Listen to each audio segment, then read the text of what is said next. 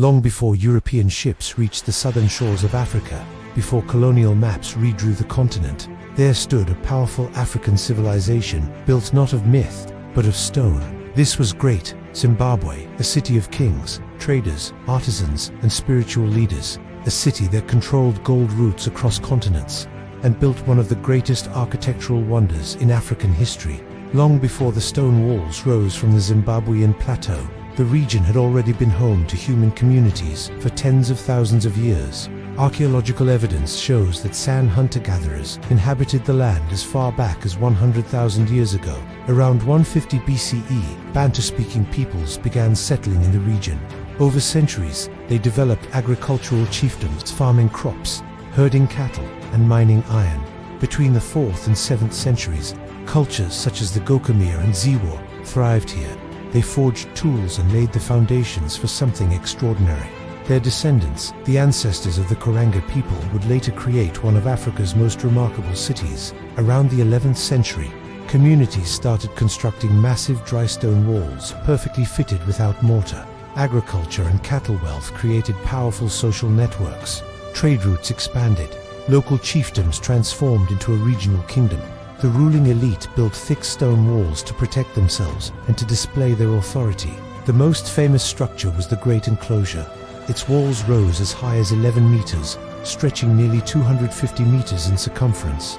At its peak, Great Zimbabwe covered an area comparable to medieval London, with thousands of inhabitants living in mud houses outside the stone complexes. This was not a simple village, it was a royal capital. Great Zimbabwe was not only a political center, it was a spiritual kingdom.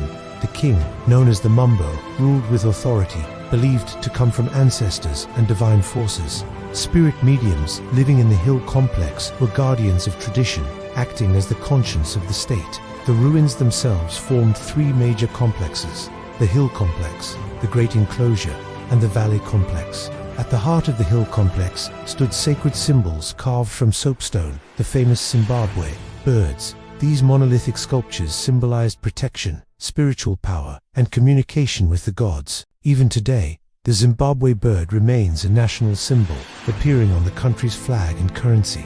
By the 14th century, Great Zimbabwe had become one of the most important trading centers in southern Africa. Its wealth came from controlling routes between the goldfields of the plateau and the Swahili coastal cities. Gold, ivory, cattle, grain, copper, these commodities moved across vast distances. Through ports like Sofala, traders exported gold into the Indian Ocean trade network, connecting Africa with Arabia, Persia, and China.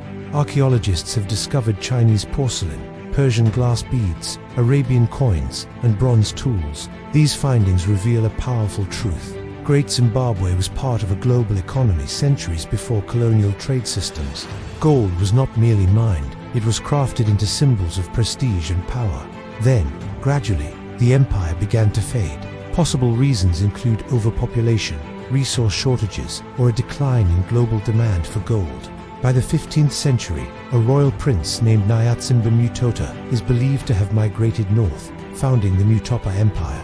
Trade routes shifted, power moved away. Though abandoned, Great Zimbabwe was never forgotten.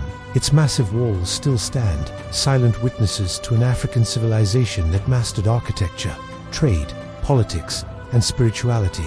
The very name Zimbabwe comes from the Shona phrase, meaning houses of stone. Today, the ruins are a UNESCO World Heritage Site, a symbol of African achievement. Empires rise, empires fall, but some leave behind stones that speak across centuries. Great Zimbabwe was a vision of power, faith, and global connection, and its story is still shaping Africa's identity today. History lives in the stones we remember.